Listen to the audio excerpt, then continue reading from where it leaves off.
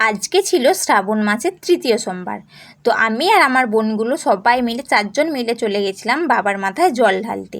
তো দেখো জল ঢালা তো কমপ্লিট করে ফেলেছি, এখন আমরা বসে আছি। আর দেখো বোনেরা সবাই মিলে হাই করে দিল, আর আমরা বসে আছি ঘুগনি খাবো বলে, লুচি আর ঘুগনি। তো দেখো এদিকে দেখো রেডি করছে, আর ঘুগনিটা দেখো খুব সুন্দর, কত সুন্দর গন্ধ বেরিয়েছে।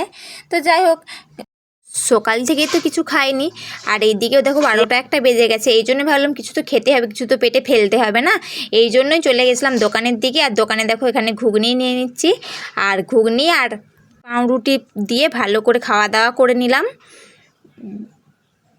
খাওয়া দাওয়া করার পর একটু রিলস বানাচ্ছিলাম আমি আমার বোনেরা সবাই মিলে। তো রিলসগুলো তোমরা গিয়ে দেখে আসো, আর কেমন হয়েছে অবশ্যই কমেন্টে বলো, আর এই ভিডিওটাও কেমন হয়েছে অবশ্যই আমাকে জানিও।